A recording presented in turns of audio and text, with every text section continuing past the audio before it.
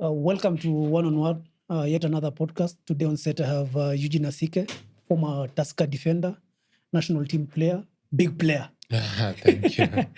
Karibu sana kwa set. Thanks for Unaendeleaje? having me. Uko poa? Yeah. Yeah, I'm good. Maisha nakupelekaje? Not bad. I can't complain. Just the usual of season. You train. You have some time to sit back at home, catch up with family. Yeah. Same iko poa. You left Tusker at the end of last season, but nasikia ukiongea kuhusu off season. Yeah. Are you training at a personal level, or there's a club you're training with at the moment? At the moment, I'm not training with any club. I'm just keeping fit, doing my own individual training. Yep. As I weigh my options at the moment, yeah. When you talk about weighing your options, does that mean you have several offers on the table? Yeah, I have not several, a few Okay. of them back here and also out of the country. Yeah. So it's just a matter of weighing my options and making the right move. Yeah. Okay. You are one of the senior players at Tusker. I think one of the captains even last season. Yeah. Of course, a very respected player in the club, but you still left Tusker. I was with Humphrey Mien on set a few episodes ago, and I also asked him the question I'm about to ask you. Yeah. Why is it that Tusker as a club, almost every season, they let go over 10 players and recruit as many? Personally, your exit shocked me. Yeah. So what really happens at the club? What I can say is that, okay, Tusker is well known for winning titles, yeah? And they always believe that they'll go for the best, Yeah. you know? And this time round, there was an exodus because I believe many players, their contracts were coming to an end. Okay. Some players had already gotten new clubs. Okay. As for me, I wanted to try a new challenge. My contract came to an end with Tusker, and I opted not to renew. But one thing I really find it funny back here, not only in our local clubs, I feel like when a player's contract comes to an end, I don't know why the clubs normally put out a statement that they have been released. Okay. I never understand. I get it. I never understand it. If you've come to a mutual agreement that I'm not renewing my contract, then you should be out there. Because I feel like, this is my own opinion, I feel like when you put it out like the player has been released, I feel it kind of tarnished the player's image. Because the other clubs who are interested in the player will be like, why was he released? Yeah. Okay. Just say we came to a mutual agreement. Yep. And we settled it out that the player is not going to renew the contract. Yeah. That's it. Okay. But anyway, back to your question is, Tusker has always had that tendency of bringing fresh blood, which is not bad. There's always been competition in that team because every season a new player comes in. So I believe they have that mentality when they bring in new players, brings more competition into the team. But all in all, Tusker is my home. It's a great club. I joined it there as a boy. I left there as a man. So I'm happy for what they did. How will you sum up your stay at the club? My stay at the club has been great because with what I've achieved in local football, I think everything that I've achieved in local football, I achieved it when I was at Tusker. They gave me a good, I can say, platform to express myself. I've worked under great coaches at Tusker, Kimanzi, Matano, Nkata. I've worked with great coaches. The late Sam Timbe, may his soul rest in peace. And so I can say I've really achieved great things at Tusker. So I think if I'm not gonna retire, which I think We are coming to that. my highlight of my career so far, I can say the great things that have happened, it's at Tusker. Yeah. Okay, that's good to hear. Yeah. And again, you said you've worked under very many coaches. Which is that specific year you will always cherish while you are at Tusker? That's a tough one because it's either in 2016 when you won the double, Yeah. or in 2021 when I led the team as the captain to win the league and also was voted the best defender of the season. So I think Between those two. I'll go with the latter, 2021. Okay, because you are the captain and and you also voted the best defender of the season. Sure. Okay. Now you've played with great players, great coaches, like you said. Yeah. But you as a central defender, as a centre back, who is that one defender that you played with at Tusker that you will always remember the partnership? You would say it was almost near perfect. Almost near perfect, I would say. It's either between James Situma and Lloyd Ohome. Okay, why is it so? Because we had a good understanding.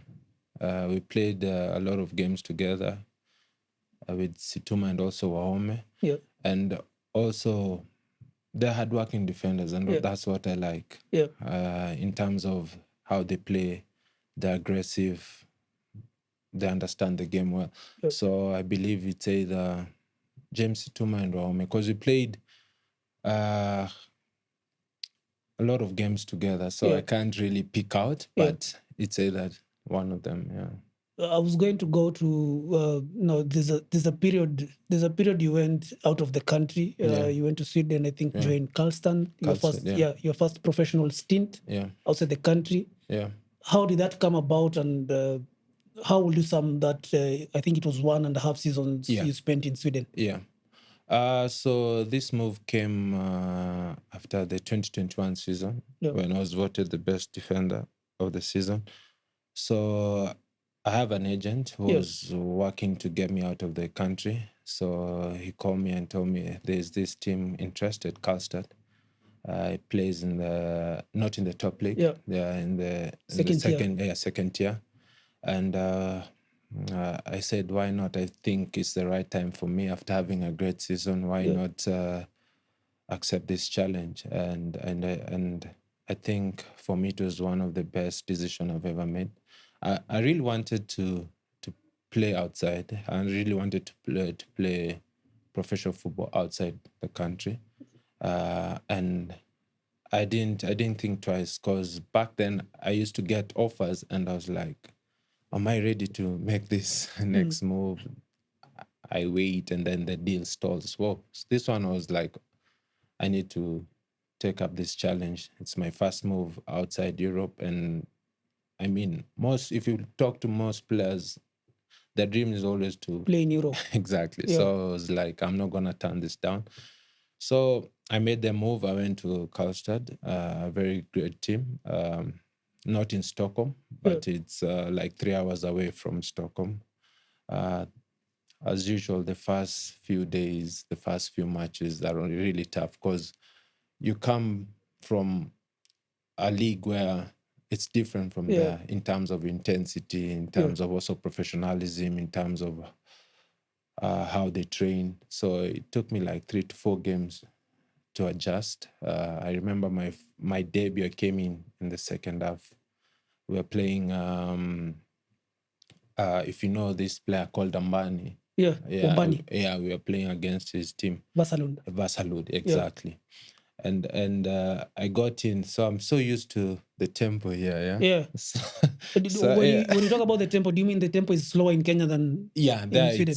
It's quicker. Yeah, it's quicker, but I believe it's because of the surface. The surface is good, and then it's wet. So So it took me a couple of minutes to adjust, because I couldn't understand why the tempo was so fast. Yeah, so I adjusted, but luckily it was a good game. So after that, with few training sessions, I adjusted. But it's a different level there. I'm happy I made that decision. I got exposed to things I didn't know in football that I learned when I was there. So it's great. In terms of the culture, the football culture there as compared to Kenya, how was it for you? Was there any shocks apart from, of course, the intensity and tempo of the game? Not really, because apart from that, luckily I went to a team where the coach wanted possession-based football, and that's what I like. So in terms of culture, in terms of how they play, it wasn't really shocking to me, or if I didn't find it so hard to adjust. Only the tempo, which with few training sessions you get used to it. Yeah.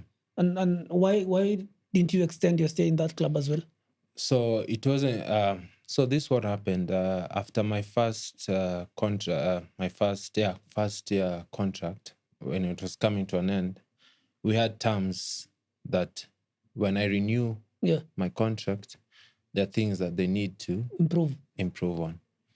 So my agent had a meeting with the club, but they didn't get an agreement. They didn't get an agreement. So it was tough because I really didn't want to come back. Yeah, because I really wanted to continue playing there and make even a bigger move when I was there. But in Europe, when the agent and the club don't agree, it's hard. Like you as a player, you can do everything that you want to stay there, but I felt at some point my hands were tied. I really tried to stay there, and I told them, okay, I'm gonna make a few adjustments. I'm gonna let this go, and then I tried my best for us to make an agreement, but it didn't happen. So it was only I can just say it was contractual issues that made me come back. Yeah. Okay. Yeah. But now coming back to Kenya, it took you. I could be wrong. Yeah. I could be wrong, but it took you a while to settle back at Tusker after coming back. Why was it so? Was your mind still in Europe? Yeah, for sure. Mentally, you get disturbed a little bit mentally, because a few months ago you were in a different environment, and now you're back here. So it took me a little bit of time to adjust, and people don't understand that, People want you when you're back to be still at the top of your game. Hit the ground running and you perform. So it took me, to be honest, 2 to 3 months to get settled, and that's when I was like, okay, it has happened. This is the reality. Yeah. It doesn't mean I'm a bad player. Definitely. Yeah, it just means that I didn't. There were some contractual issues that my hands were tied. I was not in control of that, and I have to accept the situation. So I started now believing that if I'm back here, I can still go back. Yeah, definitely. Yeah. When you talk about mentally not being at your best when you came back, I think that's a very big issue in Kenya now, not just in sports. Yeah. People are talking so much about mental health, and I've seen in clubs in Europe and the developed world, clubs even have psychologists. I was reading Caster Semenya's book last month. Yeah. And when he had issues with his gender when he was running at the Berlin championship, the South African Athletics Association even sent a psychoanalyst to speak to him, on mental issues, to try to put her. To speak to her, to ensure that she's just mentally stable, even as all that was going on. And I've seen in clubs in Europe, football clubs in Europe and other developed nations, they have such professionals, mental health professionals, to speak to the athletes. And I've seen even Kenyan athletes and footballers going through a lot of mental issues, but I've never seen any particular club that has specific professions to handle that. Yet it's a high pressure environment. Exactly. You having now played in Europe, do you think it's high time we have such things, and who do you think is responsible for such things? Of course, we have KEFWA. I don't want to put the blame to them, because at the end of the day, when ni mchezaji wa Tusker, when ni mchezaji wa Gor, whose responsibility is it to ensure that our players are in the right shape mentally, even at the national team level? Yeah. I think it's down to the management. Yeah. Because I believe mentally, if a player is sound, mentally, if the player is right with the peace of mind, definitely he'll perform. Yeah. But back here, we don't look at it like it's a big deal. Yeah. He'll come, he'll play. But mentally, if you're in a good space, you'll perform. And there's so many stuff that we players go through, there's the pressure of performing day in, day out.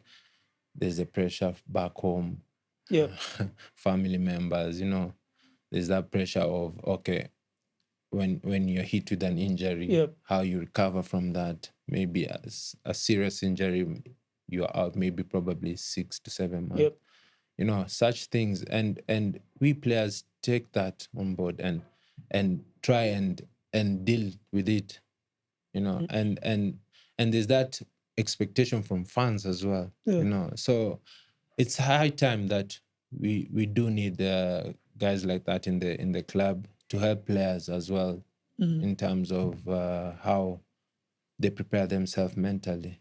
Not only, of course, football is not what you just do on the field. There's so many things outside the field that you need to be right on. So it's high time, even the national team, we need, if the federation can look into that, we need psychologists there in the national team. And in terms of contractual issues, we've had very many players complaining of their contracts getting terminated in the middle of a season or at the end of the season, with no proper remuneration as per the contracts. I'm sure you've gone through that. Almost every Kenyan player has gone through that. Now, whose responsibility is it to ensure that the welfare of Kenyan footballers is taken care of? Of course, we have KEFWA. I'm not sure if you are a member or not. I personally don't understand why. Probably need to shed light why most Kenyan footballers are not even members of KEFWA, and what is their responsibility as a welfare association to ensure not only the contractual obligations of these players are met, but the players are well taken care of, and whatever is written in the contract is honored. Whose responsibility is it? I'll start by saying first responsibility comes down to the player. Okay. Comes down to the player. I believe when you're given a contract, before even the agent has a look at it, I believe as a player you need to go through the contract by yourself.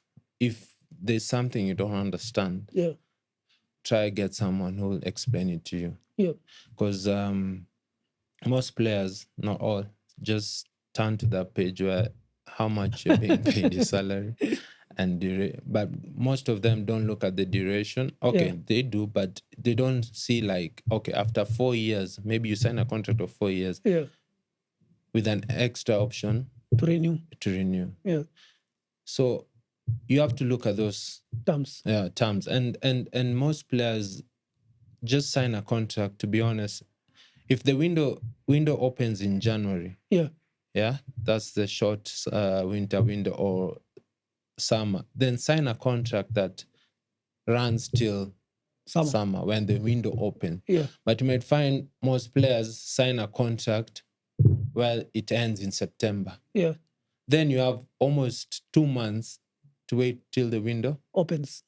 You see, so they don't look at such stuff, They don't look at in terms of if a player, if you miss training, they're fined. So you end up, you're being fined and you're blaming the club. Because you just look at your salary and decided, let me say. Also, KEFWA, I think I was a member. At some point that started, they started coming to clubs, talking to players, telling them, okay, we'll represent you in your, if you have a case with the club, we'll step in. So we used to give out 500 shillings. Per month? Yeah, for players. Was it to KEFWA, right? Yeah. So they were really serious about it, but not every player, I think, bought into it in terms of giving out the 500 shillings. And that started a good initiative of whereby you, at least as a player, you have somebody who will represent you a case came up between you and the club. So after that, I don't know What happened? Yeah, what happened? Because I believe if each and every player will buy into what they wanted to start in, I think we'll be in a better place. And do you think KEFWA is doing what it is supposed to be doing in terms of taking care of the welfare of footballers? I think they can do more. Much better. Yeah, they can do more. What do you think they need to improve on, just from the top of your head? There have been a lot of cases where players are still not getting paid. Yeah. It's sad. It's sad by every season you have clubs going 6 to 7 months without paying players. Yeah. And I believe before a season starts, the federation normally looks into the club's accounts, I guess. Yeah. and see club licensing. Yeah. Then how comes after 6 or 3 months you hear players are saying they haven't been paid? Yeah, that's we spoke about that with Humphrey Miano when he was here. Yeah. Every season, before the beginning of the season, FKF wanachukuanga documents the club, wana peruse accounts and all that in the guise of clubs. The clubs have to have a license before they play in the NSL and they play in the KPL. But despite doing that, bado unapata kuna club, but ligi inaanza the first month they're not paying players. So you wonder what accounts did the FKF look at? Exactly. Yeah, it's such a sad situation, and I believe we've had proper player welfare organization. I'm not saying KEFWA is not proper. Of course, they are trying. Yeah. Right now, of course, they're trying as much as they can. But like you said, I think wanafaa kufanya much more. Such cases should not be happening. Yeah, at some point, was it the other season, there was a walkover. Yeah, at the top level. Exactly. It's really sad. We shouldn't be seeing such stuff at the top level. It's sad, but that's the reality that we are in. It's the sad truth, Yeah. During your stay, the number of years I think you've played in the KPL for over since 20. Should be a decade, if I'm not wrong. Yeah, a decade. Yeah. Yeah. So, are there instances where you've gone without pay? Yeah, and I believe when I was back, that happened when I was back in Sofapaka. Okay. Yeah, and I had to say president about it. Okay. I had no option, so I hadn't gotten paid. For how long? It was over 4 months. And here, Tusker were knocking on the door. Yeah. Kimanzi wanted me to go to Tusker. So I went and told the club president, hey, I have a contract, I have an offer here, and you haven't paid me for over 3 months. Yeah. So I used the boss man rule. They was like, no, we're not going to let you go. We need a fee, a transfer fee. I'm like, I can't. Yeah, because you haven't been paying. If I go by the FIFA rules, I'm a free agent. You haven't paid me for 3 months. And it was not only about the salary. Yeah. Even the signing on fee, I was given a bouncing check. Okay. Yeah. So I spoke to one of my lawyer, Elvis Majani. Yeah. Top guy, top lawyer. Yeah. And he was like, okay, you'll be the first one to take a club to court. Yeah. It was a long process. Yeah. Because back then, if your team won the league, you became the chairman. Yeah. And if your team finished second in the league, you became the vice chairman. Yeah. So President was the vice chairman at that time. The president of Sofapaka was the vice chairman. So I had to take the court to the KPL. Yet he's the vice chairman. Exactly. Yeah. So they didn't give me a fair ruling. Or even they didn't give me a ruling. They were just skirting around the issue. Yeah. They were making the case a little bit difficult for me. So I decided to go to the High Court. Yeah. So I went to the High Court. I got a ruling in my favor. I went back to them and they told me, you know what? we can't go with this ruling. Yeah. You have to have a tribunal. Yeah. Yeah, they have to sit down and make a decision. So they gave me a date for the case, which happened at the KPL offices. Back then it was here at Westlands. Yeah. With the Frank. Brookside Drive, yeah, exactly. So they set up a committee as well with different lawyers. So I went there with Elvis Majani at 9 a.m. in the morning, and we were like, okay, this has to come to an end. It's not only me. Yeah. Okay, I'll take the kicks and all that, but I'm not only representing myself. I'm representing most players in the Kenya Premier League who are going through such stuff. Yeah, and many of those players don't have the courage to come out and speak out and take on the club because they fear, you might your contract might be terminated. Other clubs don't want to sign you because this guy will take us to court. Exactly. So I was like, let me set the records right here. So I decided to take on that challenge, and I won the case. Yeah. And after that, players started calling me. Yeah. I was given a fair ruling, which I believed it was fair. I needed it. I was right. Yeah. And after that, players started calling me and calling Elvis, and I think they're enlightened with that. And okay, so it can happen, So there was some change. There was some great change after that. But now we're back to that again. Did you eventually get your signing fee? Yeah. Ah, that's perfect. Yeah, everything. No, you spoke about, and it's good you spoke about the era of the KPL when we had a private body running the league, the Kenyan Premier League Limited. Yeah. I know it's a cliche question to ask footballers whenever I have them on set. Yeah. But in your honest opinion, have the levels dropped since the league went back to the federation, or how would you compare the league back then and now? I think the league back then was much better than now. Why is it so? Because we had DSTV on board. Okay. It was a big factor for us players. Okay. It was really a big factor. I think back then the league was run more professionally. Okay. Than now, because we didn't have many walkovers. The cases of players not getting paid was there, but they were not that much. Yeah.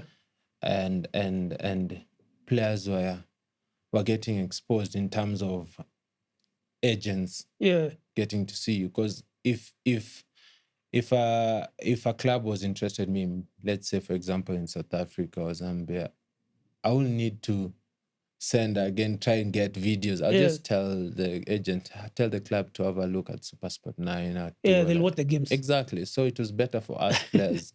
Yeah. But now it's hard. You have to go to the federation and ask for this game, and So back then we had even games being played at 7. Yeah. Floodlit games. Yeah, 7 p.m. at night. Players fans were invested, and to be honest, football without fans is nothing. It's nothing, People used to leave their work and come to watch games at Nyayo Stadium. So people had invested a lot of time back then in Kenyan football. A lot of money was pumped in, So, yeah. Many would argue, I always ask this particular question on the levels of the Kenyan Premier League. But many will argue, footballers, of course, will say we had SuperSport. That's something I get from all footballers, and I understand it perfectly. Yeah. But now, from a management point of view, FKF will argue, but we have Azam as well. It's also a broadcaster. What's your take on that? Okay. Azam is shown to be honest, in Tanzania and Kenya. Where else? I think Burundi, Rwanda. I'm not sure about the other markets. Okay, but SuperSport is it's a big brand. Exactly, it's a big brand, and also I believe SuperSport was giving grants every season. Yeah. It's the same case for for Azam might not be as much. Yeah. But at least this. But SuperSport was more. Yeah, of course. Yeah. SuperSport was, You remember, was another level. Like players, we used to feel like, okay, we are being appreciated because there was this, if I can remember, there was it on Wednesday where Coach Jacob Gosmule, Salim Ali, there was a show. Exactly. Yeah. You walk in the street and somebody appreciates you. Hey, you as a player, you feel like, okay, I'm being appreciated. Yeah. It might not go a long way, but somebody in the streets, Jeff, telling you, I'm a big fan. Because of what? Because they watch it on SuperSport. Yeah. Nowadays it's hard because it's either KBC or Azam. Yeah. Not many people have Azam. Yeah. Do you think we'll ever get back to those levels? Why not? Okay. What do we need to do to get there? Invest in football. Invest. Who is supposed money. to? Sponsors. We need sponsors in the league. The sponsors argue that we don't have a good product.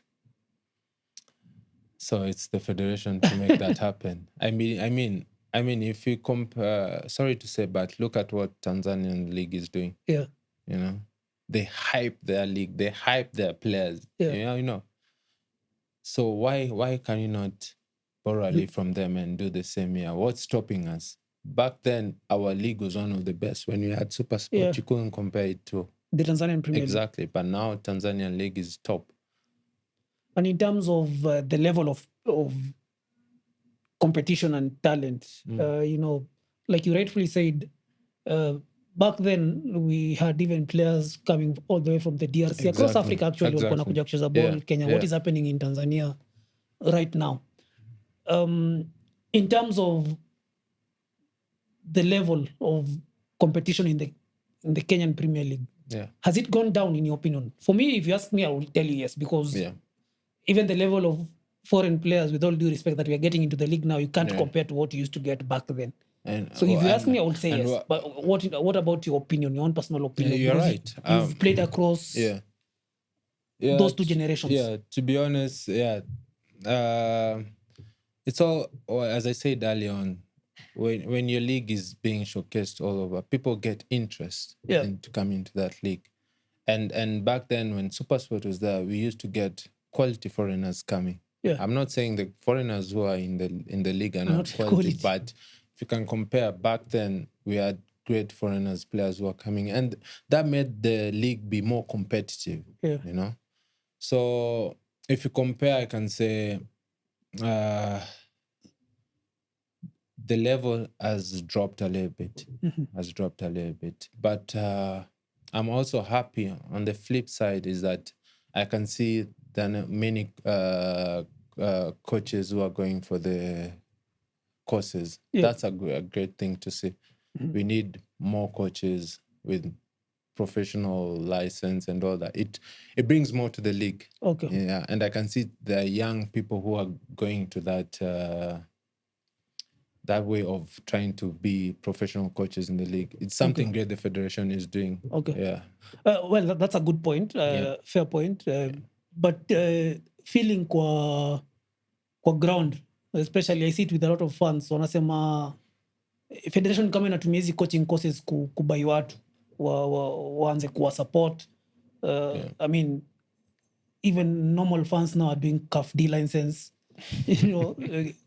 Wanasema itafika mahali ukitembea kwa streets, kila mtu akona CAFD. Kila mtu akona CAFD. So where are all these coaches going? Where are they going to coach? Because at the moment we have fans who have CAFD and they're not using it. So anyone can do a CAFD coaching license. But I can say if going back like grassroots football, if those young talents or players who are coming from the grassroots, if they start to be coached by coaches who understand the game, exactly, it will be better for us in the top level. So that's what I am supporting. That's a fair point. Yeah. Are you looking to go into coaching at some point? No.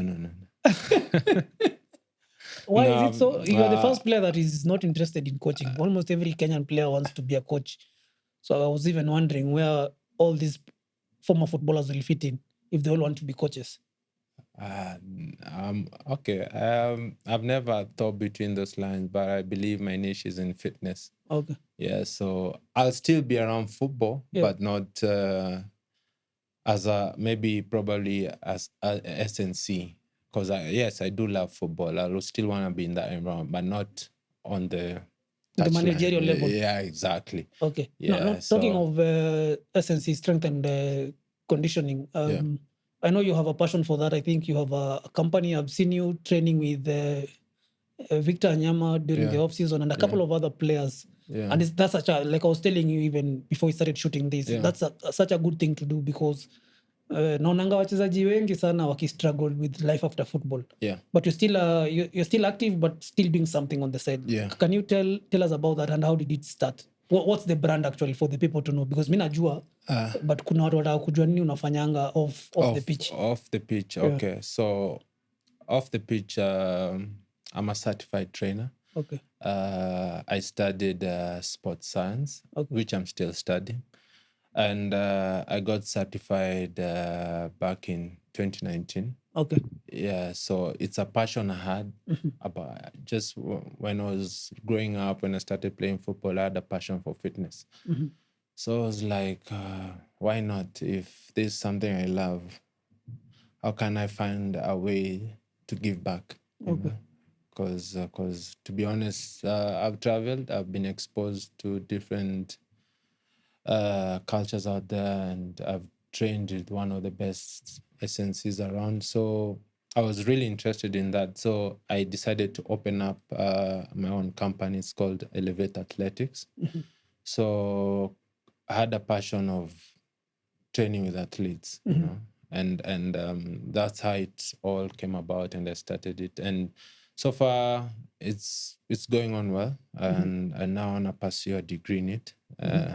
And after football, that's what I want to do. My dream, I'll try my best to make it happen, is to open a gym back here. A gym whereby when a player walks in, an athlete walks in there, you have your diet sorted out. You have you have your chiropractors there. You have guys who can take you from your rehab, post rehab, pre rehab. Because I don't feel we have that back here. You know, to be honest, I haven't seen any facility like that back here. I don't know why. But I've seen that in Europe, exactly, especially when footballers are going through an injury, they go to such facilities. So I was exposed to that, and I was like, this is my dream, to one day open up my own gym and start that up. Because you find players, it's a big issue back in Kenya. When a player gets an injury, a serious injury, it takes them quite a while to recover. And some even don't have the funding. You know, so that's my big dream, to open it up once I've retired from football, to go pursue my degree, probably master's, and then come and open back here and give back to the Kenyan football. Inshallah itakuwa poa. Mungu everything starts with a dream. Even this podcast started with a dream, but now we are here. We are doing You're doing a great job. Thank you so much. Great job. But now you said you studied sports science. What level was that na shule gani? So I studied in National Academic of Sports Medicine. So it was on online, but it was during the COVID time, so we didn't have a center because of COVID. So the school is based in the States. So it was an online course. It took me 9 months of putting in the work. At the same time, I was still playing football. So I used to go play football, go for class. So 9 months, and I'm happy I did that, because that's the path I want to take. So after football, that's what I'll be focusing on. You mentioned you want to do a degree. Have you already applied for such, or what's the plan? Yeah. Still in sports science? Sports science. Because my goal is to be an SNC and also do rehabilitation. So everything is in the pipeline. It's just a matter of time. It's up to me to decide, actually. It's me to say, yes, let me go for it, because I've got offers from outside in Europe that they're happy to take me in. They actually saw what I've been doing or on my page, and they were interested, and they want me to go and do my degree. Okay, by that do you mean offering you a generous scholarship? Yeah, I have some scholarships. It's it's a tough one because I still feel like I have the legs to still play football, you know. And also, to be honest, my time is football. It's more coming to an end than the beginning. So it's something sure. as a footballer, you have to think hard about it. And I still love the game. And but you also have to understand there's life after football. Yeah. Life after football, which is it's really hard.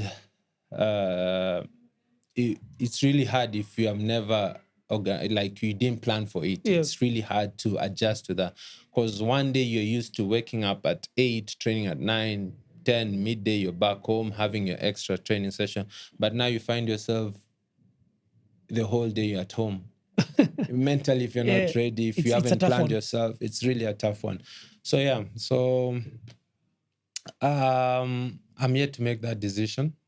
But even if I happen to travel there and continue with my studies, I'll still be playing football. Okay. Maybe not at the top level. In the top level, but it's something I'll still be doing until now I say, okay, my legs can't take it anymore. I mean, ni po ushaanza kufikiria on life after football while you're still active, because I'm sure kuna wachezaji wengi mmekuwa nao at Tusker, at Sofapaka, you played at the same time. But unfortunately, maybe due to injury or other issues, washa retire when they were not prepared. Yeah. And we have very many cases of Kenyan footballers struggling to adjust after their prime.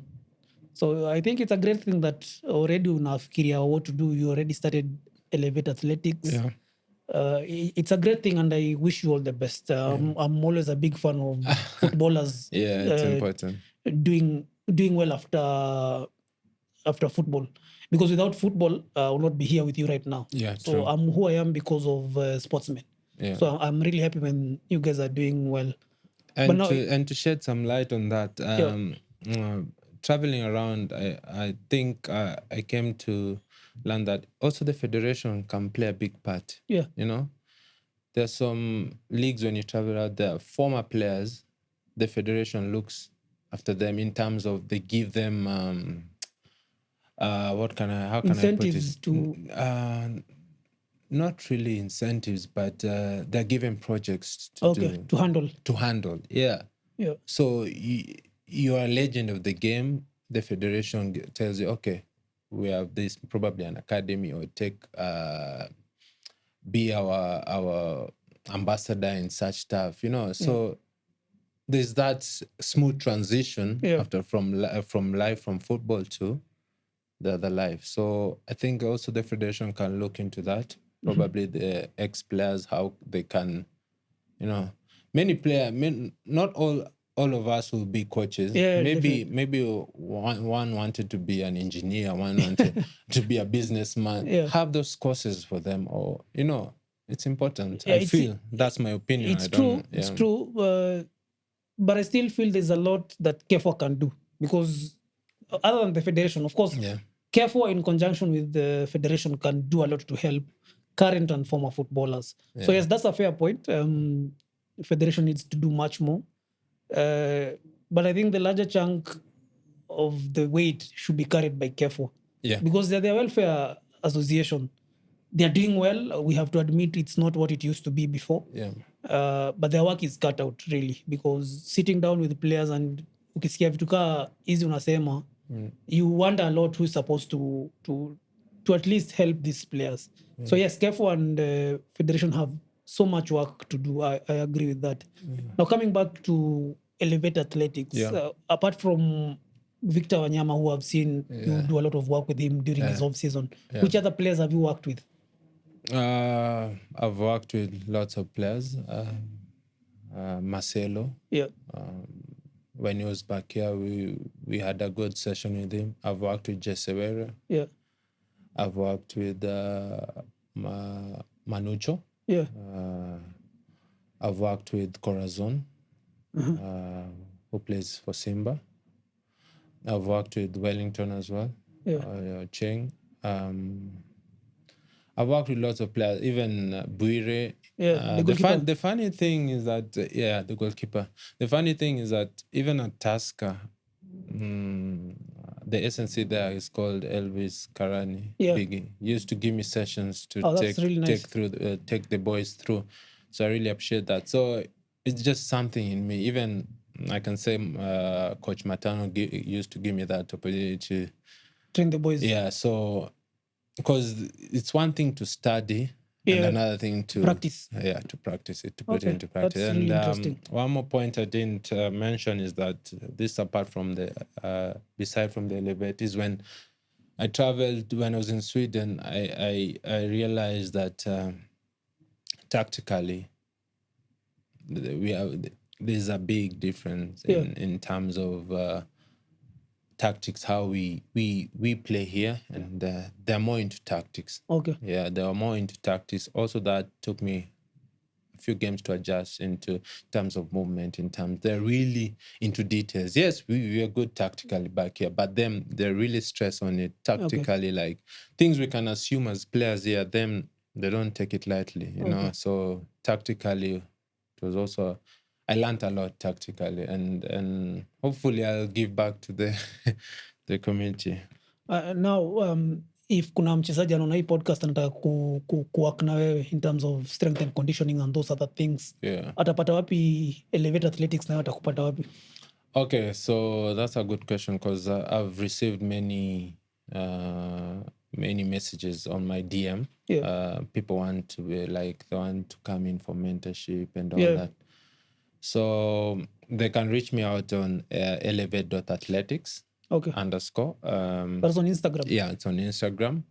And because me, I always believe we can this cake is too big. You know, everybody should have a piece. So if I can give back, that's what I really want to.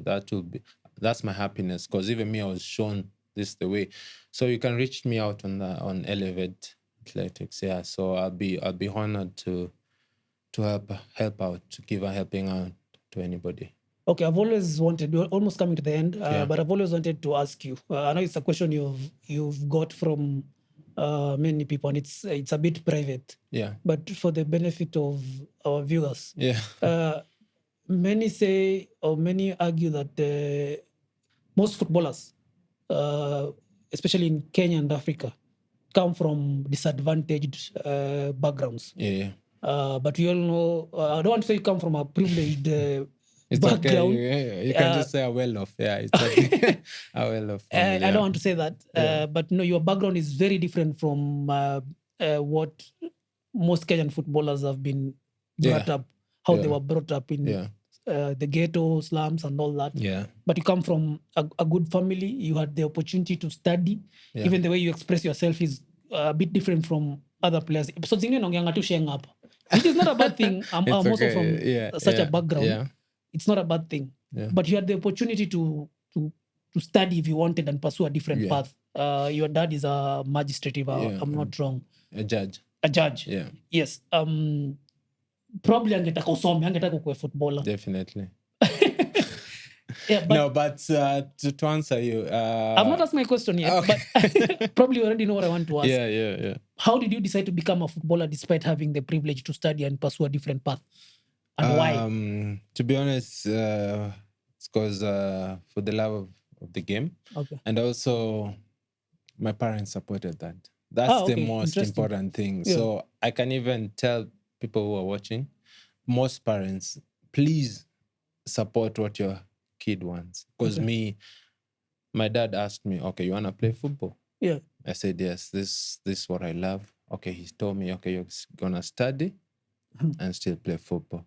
But what you choose is what I'm going to support you in. Okay. That was, I think, the vital part of all this. Because if my parents close that door for me, then I won't be sitting here with you. Yeah, But he definitely. supported me. Yeah. He said, okay, we'll give you all that you need, and you're gonna support your career all through. And that's really important. Yeah. For any parent who's watching, please, if your kid, your child wants to play football or any other sport, please support. Because I witnessed that when I was in Europe. Yeah. Yeah, most parents come to watch their kids play football, and they support them, whether it's summer or winter. Yeah. So that's I can just say I'm grateful for my parents that they supported what I really wanted. Okay. Because I would have studied if I wanted, which I did, but my aim goal was to make it big in football and become a professional footballer. So yeah, that was the whole point. Are you happy now looking back at that particular moment when you had to make a decision on what to do with your life? Are you happy with how it has panned out now? You've played for the national team. You've played for one of the biggest clubs in Kenya. You've played in Europe. Yeah. Are you happy with how that panned out? Definitely. I look back at everything. I don't have any regrets, you know. Maybe a few is whereby, and most players don't know this, I had a few offers back then when I was to make a move with Ham to Azam. Yeah. And my dream was always to go to Europe. Yeah. You know, so there are deals which came back here, and I didn't want to go for them. But what I can advise players, you know, if a right deal comes, be it, okay, our dream is to play in Europe, but you can still get a better offer from what you have. Take that offer, as long as the contract, everything is right. Yeah. Make that move. Go up the ladder as you go. And that's what maybe I can say I wasn't exposed to back then. Yeah. Now I know if I knew better, I would have done better then. But now I can tell players, if a deal comes in, just take it. Take it. As long as it's the right offer. The right offer, everything is right. It doesn't matter if it's in Europe or wherever Make else. that move. Make that first move. Then as you go on, things will get better and better as you go in. But most players, they still want to stay here. I'm waiting for that big move. It doesn't happen. It takes time. Always success doesn't come overnight. Yeah, definitely. Sure. If you notice, I'm wearing an official Team Kenya merchandise. The Olympic is going on. By the way, for whoever wants such a official Team Kenya merchandise, you can check on Twitter, Olympics KE. Now we have official fan merchandise. Merchandising has been a big problem in Kenya, even with football teams, but the people are trying to sort that. So if you want such an official Team Kenya merchandise, angalia Olympics KE on Twitter. And on Instagram as well, on all the National Olympic Committee of Kenya channels. So you'll find a way of buying from there. But I have to ask you, Olympics, Kenya perform in your opinion? We had high hopes. I think we got used to how Kenya used to perform in the previous Olympics. But this time around, I believe even you can... It hasn't been... Yeah, it hasn't been one of the greatest show. Yeah. But we still support them. We still appreciate what they're doing, because it's not easy, you know. Because I remember back then, steeplechase was 1, 2, 3, 4. We were sure win. Yeah, sure win. So it's now been the best, I can say. But we have to appreciate that at least they're giving their all still to put Kenya on the map and to raise our flag high. So not the best. So okay, I can't say not the best, but we are so used to success that this feels like it's not. Like I always say, ni inchi mbele siku zote, so we'll still support them. So the final question will be, umechezea national team pia, umechezea Harambee Stars several cups. I won't ask you much about that, but inakuanga feeling aina gani ku represent nchi? One of the greatest feeling. To be honest, you can't change that feeling. You can't substitute it. It's the one of the best feelings. To be honest, when I made my debut, when the national anthem was playing, I was crying. I remember my debut was against South Africa, and I started as a fullback too. Yeah, and guess who was marking? Sifiwe Shabalala. So it's always the best feeling to represent your country. You know you're representing 55 million people back home. So wearing that jersey is one of the best feeling. And once you wear it the first time, you have that feeling. You always want to wear it and just represent your country. It's at the top. That's the top. That's the pinnacle of any. Must be nice. Must be nice. Yeah. So yeah. Yeah. So we've come to the end of one-on-one. Thank you. It was a pleasure having you. Yeah. But before I let you leave, what would be your parting shot for the kids who are looking up to you? People who want to play football to the levels you've played. People who want to start something of football like what you're doing with the elevator athletics. People are looking for you who want to pursue their dreams. Unaweza waambia nini? In just brief, what will you tell people who are looking up to you and who want to pursue their passions? Okay, parting shot is that I'll advise young players or anybody who wants to be a footballer and even athlete in other sports, believe in what you do, and success doesn't come overnight.